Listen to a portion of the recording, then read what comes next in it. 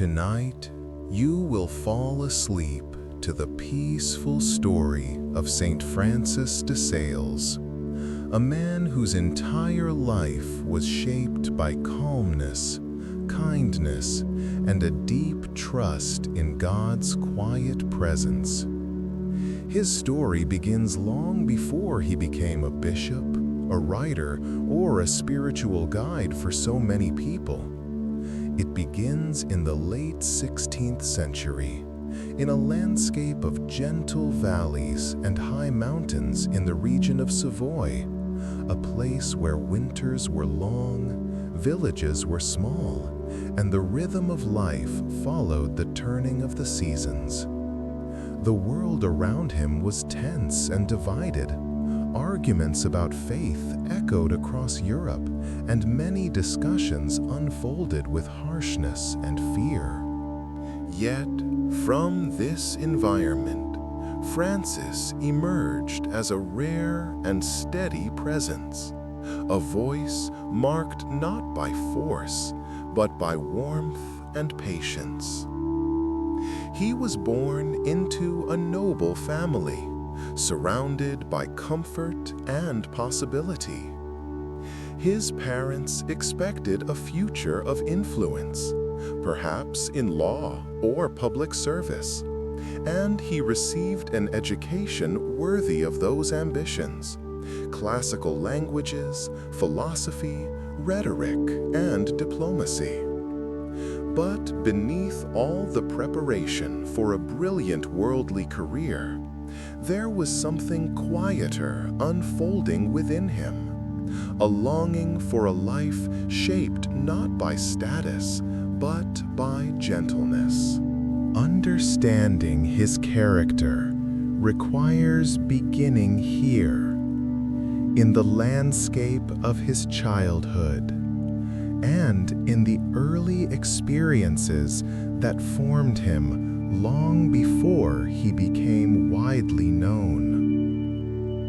The path that Francis would follow was not dramatic or loud, but marked by constancy, sensitivity, and a deep desire to bring peace to troubled hearts. Francis de Sales was born on August 21, 1567, in the Château de Sales, a family estate in the region of Savoy. His family belonged to the local nobility and lived with comfort, but not excessive extravagance. They valued education, public service, and devotion, and they expected their children to rise in the world through discipline and refinement. From the beginning, Francis grew up surrounded by an atmosphere of respectability and culture. His father, François de Sales, was a determined and ambitious man who hoped that his eldest son would grow into a successful statesman or lawyer. His mother, Françoise de Boissy, was gentle and deeply pious, known for her kindness and her strong sense of responsibility toward those around her. Francis inherited something from each of them: a calm strength from his father, and a tender sensitivity from his mother. From early childhood, Francis showed a disposition different from many boys of noble families.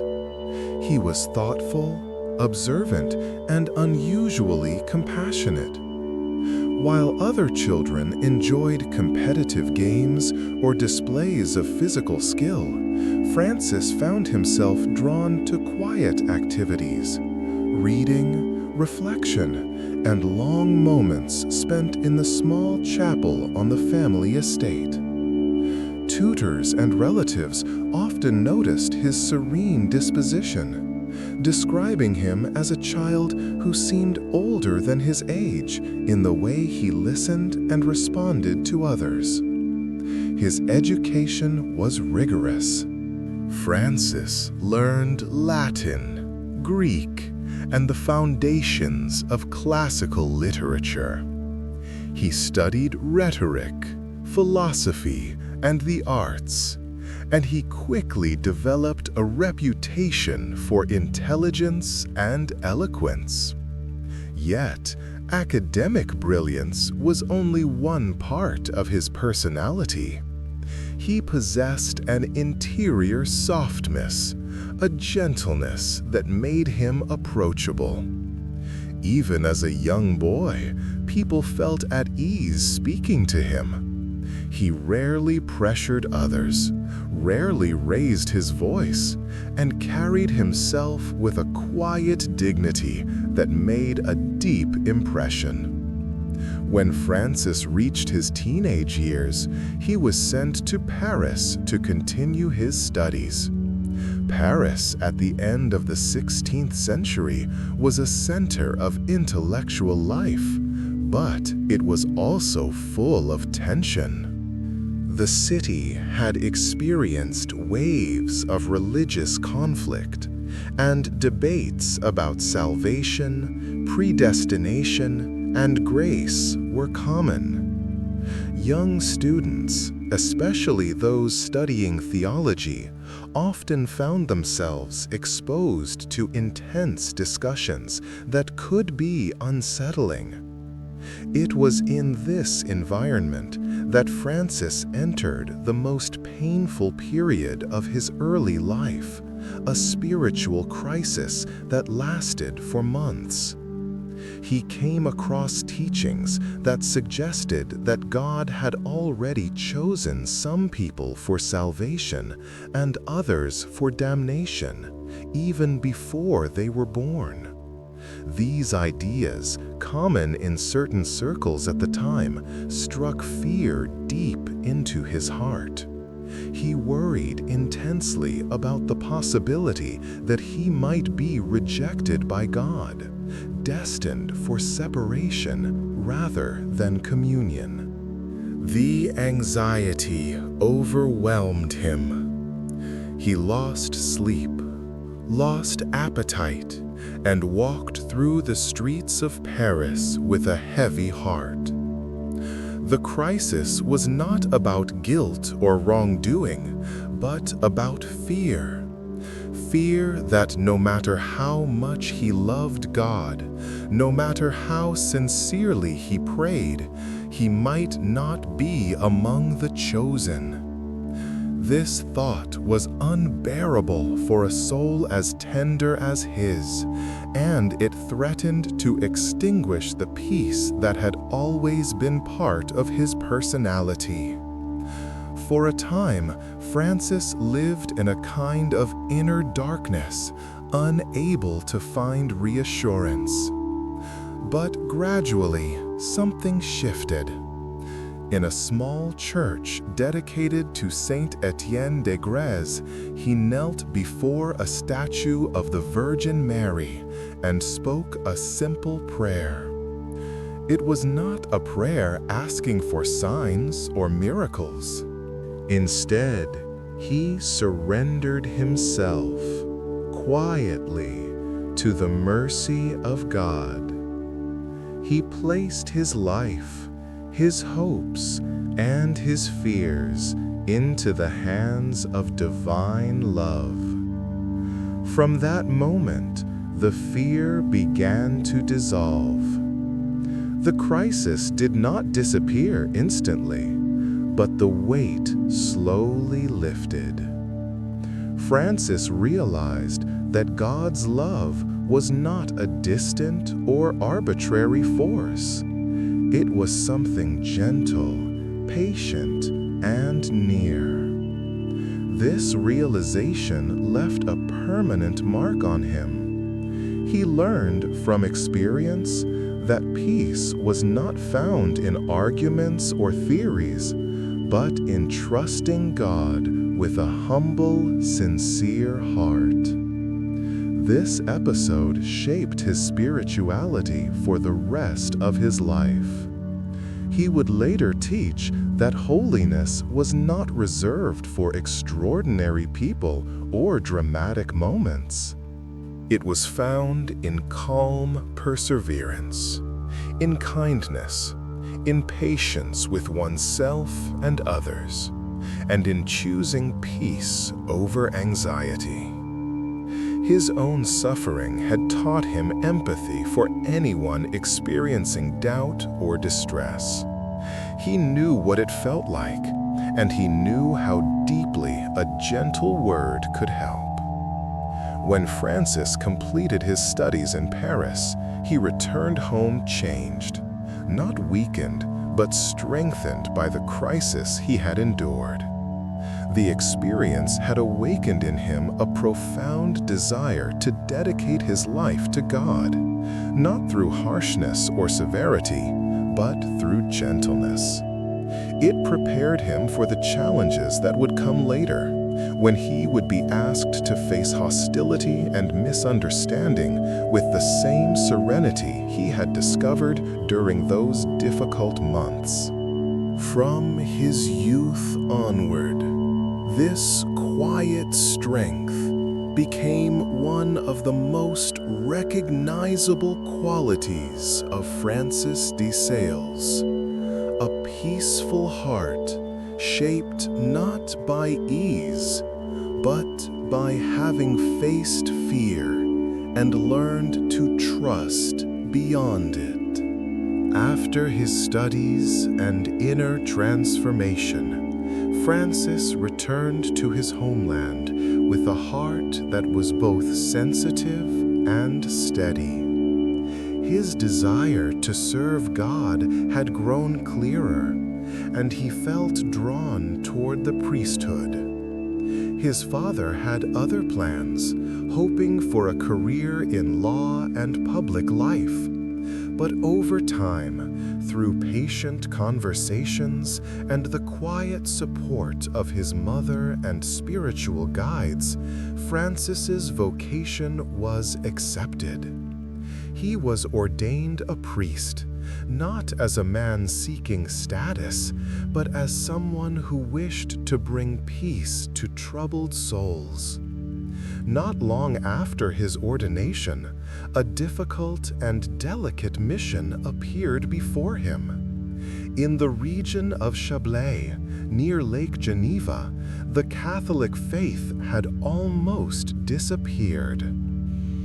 Years of religious conflict and political change had led most of the population to embrace Calvinism.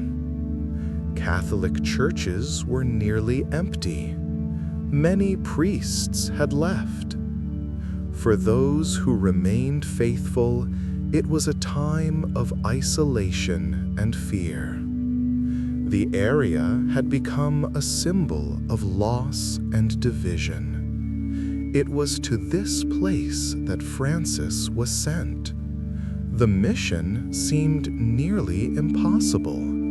Local authorities were suspicious of Catholic clergy, and many of the inhabitants were openly hostile.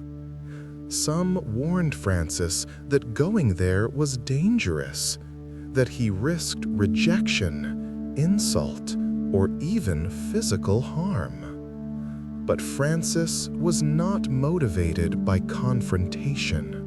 He did not go as someone eager to win arguments or to defeat opponents.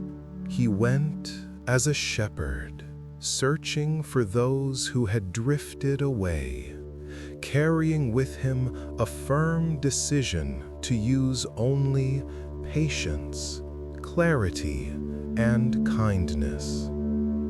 When he arrived in the region, the situation was discouraging. Many doors were closed to him. People avoided him in the streets. Some refused to listen. Others responded with coldness or harsh words. He found churches damaged, altars abandoned, and a population that felt distant from the church he represented. Yet he did not let bitterness enter his heart. He looked at the people not as enemies, but as children of the same God, shaped by history and fear, just as he himself had once been shaped by anxiety and inner turmoil. The winters in Chablais were harsh. Snow covered the ground, and the cold wind moved through the valleys.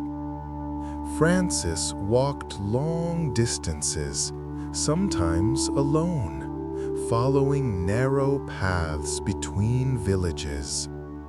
His footsteps marked the snow as he went from house to house, from one small community to another, offering conversation, explanations of the faith, and simple presence.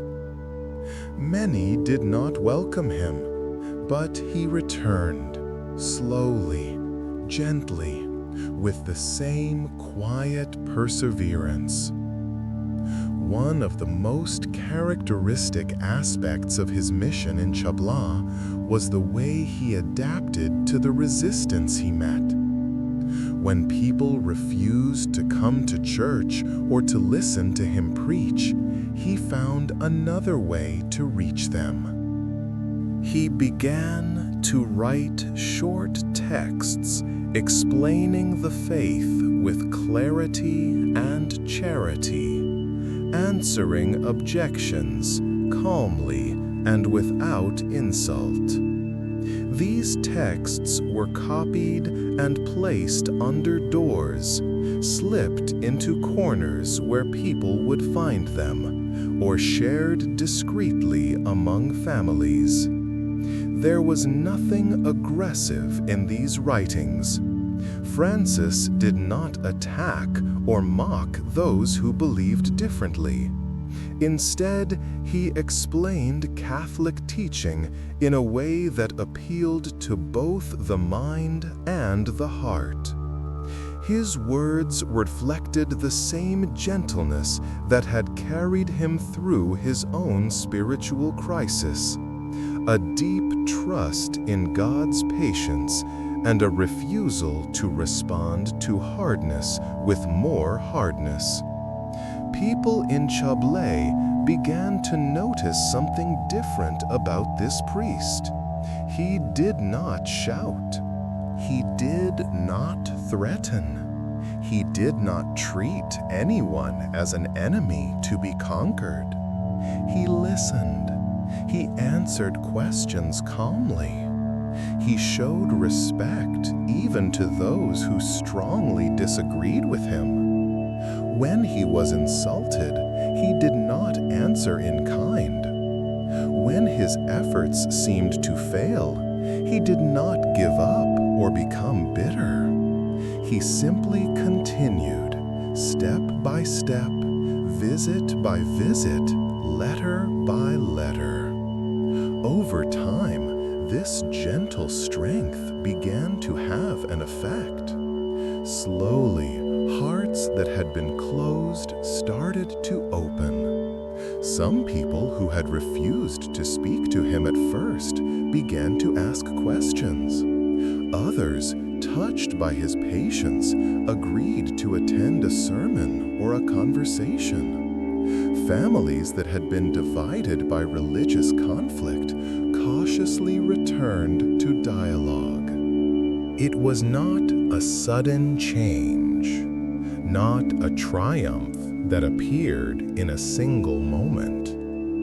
Instead, it was a gradual, quiet return, as if a long winter were finally beginning to soften. The mission lasted for years.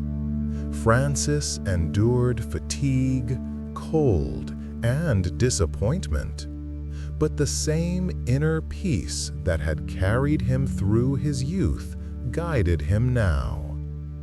He believed that God worked slowly in the human heart, and that forcing or crushing someone was never the path to true conversion.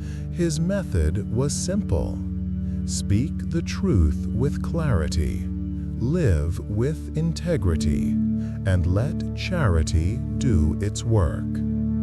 By the time his mission in Chablais came to an end, the region had changed. Many people had freely returned to the Catholic faith.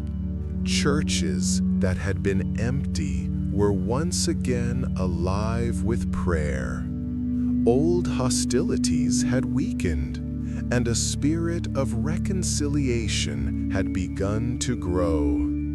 Those who had watched Francis from a distance could see that this transformation had not come through threats or violence, but through a persistent gentleness that never gave up on anyone. In a world where religious disputes often turned into anger and division, Francis de Sales showed another way. A way of firm conviction without harshness, of clear teaching without cruelty. His time in Chablais became one of the defining chapters of his life, revealing how powerful a quiet, patient heart can be in a harsh and suspicious world. As the years passed, the quiet priest who had walked alone through the snow-covered paths of Chablais became increasingly known for his wisdom and his gentle way of dealing with people. His reputation spread beyond the villages and towns where he had served. Those who met him spoke of a man who combined clear intelligence with unusual kindness, someone who could explain complex matters of faith in simple words, and who never seemed hurried, even when burdened with work. In time, the Church called him to a new responsibility. Francis de Sales was appointed Bishop of Geneva, a city that had once been a strong center of Catholic life, but was now firmly in the hands of the Reformation. Geneva, at that period, was not open to a Catholic bishop. The cathedral and many of the institutions that had once been under the care of the Church were now under a different authority. The title Bishop of Geneva had become, in a sense, a role without a physical seat. Yet Francis accepted the mission. Unable to live in Geneva itself, he established his residence in the nearby town of Annecy. From there, he exercised his ministry as a bishop in a way that was both deeply pastoral and quietly determined. Annecy became his base, the place from which he guided the diocese, visited parishes, met clergy and lay people, and worked to rebuild what had been weakened by conflict and neglect. His days in Annecy were full and demanding. He preached regularly, not with theatrical gestures or dramatic language, but with a calm clarity that reached the hearts of those who listened. He spent long hours in confession, hearing the stories and struggles of people from all walks of life. His door was open to the poor as well as to the noble, to those who believed strongly and those who were uncertain or confused. To each person, he offered the same patient attention. Despite the pressures of administration and pastoral care, Francis always reserved time for writing. He understood that not everyone could meet him in person, and that words carefully chosen on the page could travel where he could not. His letters, sermons, and books were shaped by the same spirit that guided his actions, a desire to bring people closer to God through trust, not fear. Among his writings, one book would become especially cherished throughout the centuries, the Introduction to the Devout Life.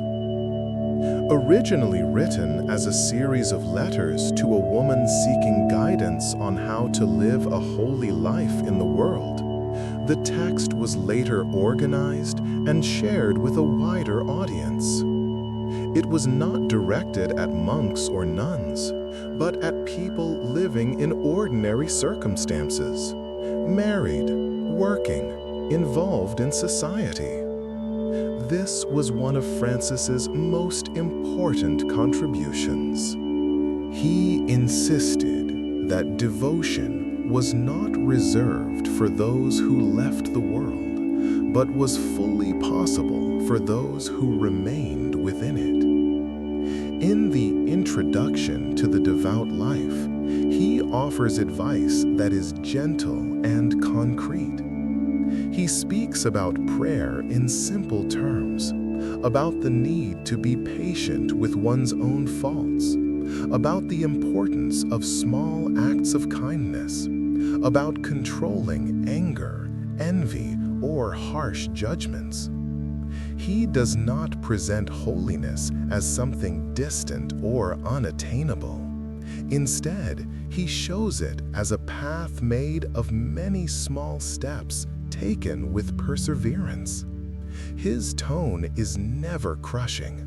Even when he corrects, he does so with warmth, as a friend inviting another friend to something better. Another of his great works, the Treatise on the Love of God, explores the depth and beauty of the relationship between God and the human soul. Here, too, the language is affectionate, full of images of friendship, trust, and gentle attraction. He writes not as a distant theologian, but as someone who has personally experienced the tenderness of God and wishes to share it. One of the most significant relationships in Francis's life was his friendship with Saint Jane Frances de Chantal. She was a widow, a woman of strong character and deep desire for a life closer to God. When she met Francis, she found in him a spiritual guide who could truly understand her soul. He, in turn, recognized in her a generosity and strength that could be formed into something profound.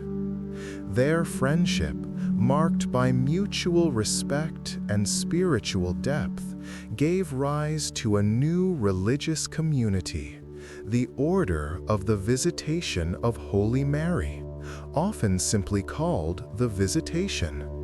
Unlike some other communities of the time, the Visitation was intended to be a place of gentle, accessible holiness, especially for women who could not endure severe physical austerities. The spirit of the order reflected Francis's own approach, a focus on interior transformation through humility, patience, and love, rather than on outward displays of rigor. As bishop, writer, and founder, Francis had every reason to become tired or impatient. His responsibilities were heavy. Political tensions remained. He often had to navigate delicate situations between civil authorities and the church.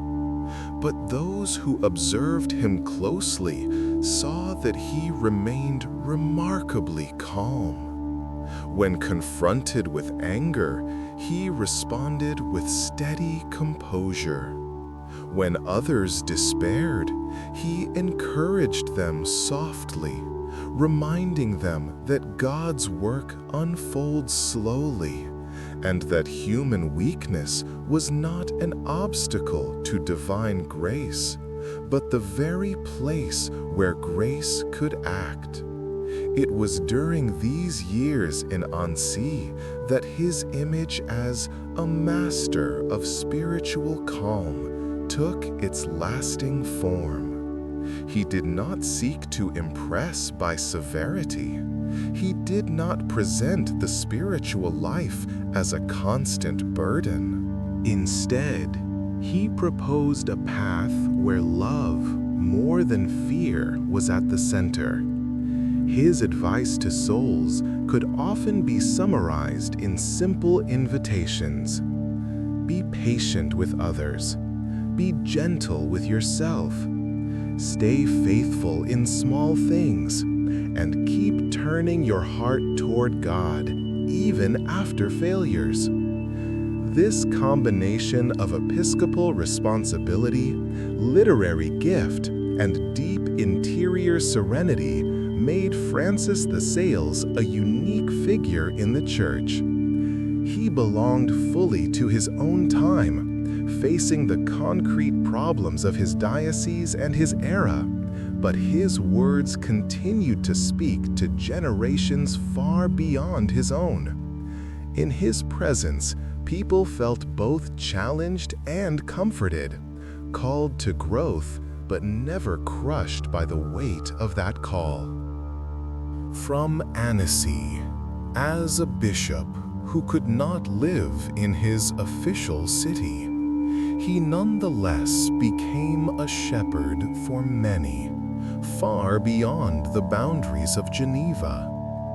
His writings crossed borders and languages, carrying with them the same quiet strength that had sustained him in the mission of Chablis, and that continued to shape every part of his ministry.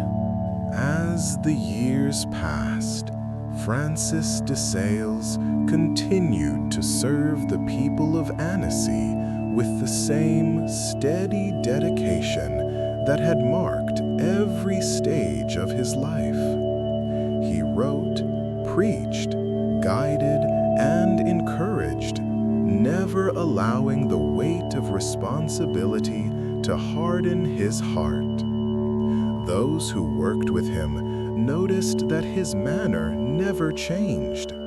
Even when exhausted or pressed by demands, he remained patient, attentive, and gentle. His presence brought a quiet confidence to those around him. By this time, his reputation for kindness had spread far beyond his own diocese. People from other regions traveled long distances to seek his counsel. Letters arrived from all over Europe, asking for advice on prayer, family life, struggles of conscience, or simple discouragement.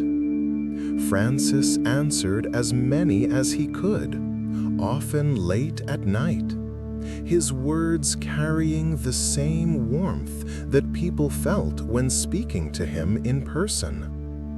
He had become, in a sense, a spiritual father for countless individuals who would never meet him face to face. In his final years, his health began to weaken.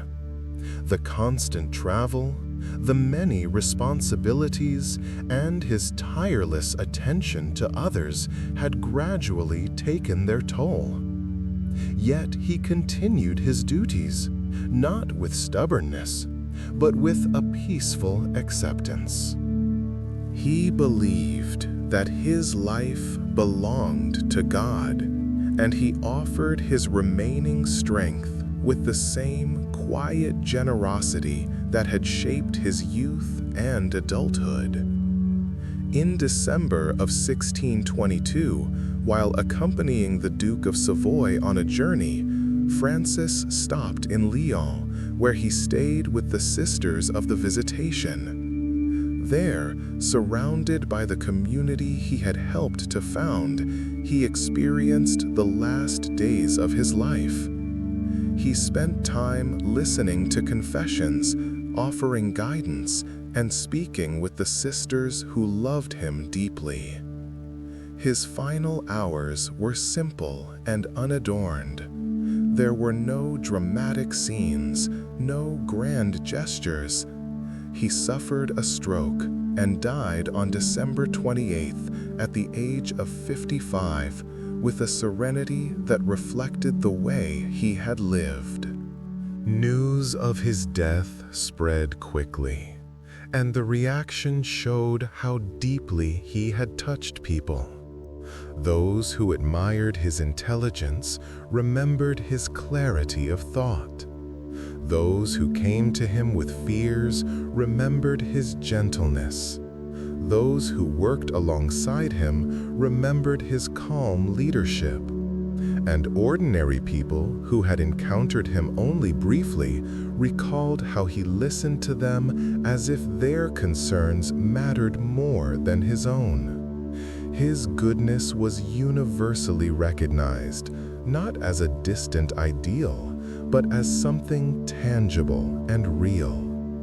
In the centuries that followed, the Church reflected on his writings and his life, recognizing in them a profound understanding of the human heart and of God's patient love.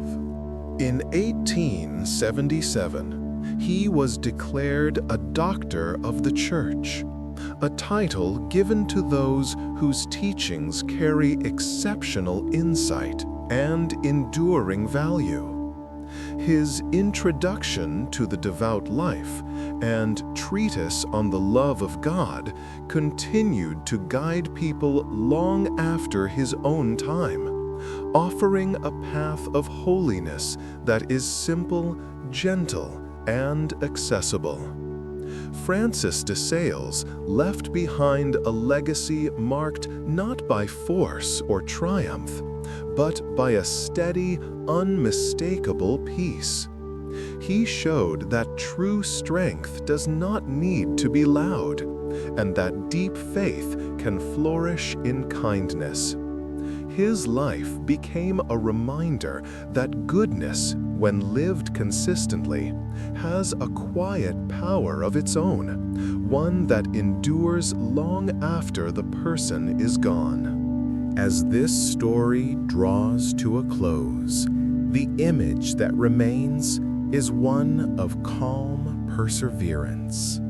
A man who walked through snow-covered valleys, who advised troubled souls with patience, who carried heavy responsibilities without losing tenderness, and who believed that God was found most easily in a gentle, trusting heart.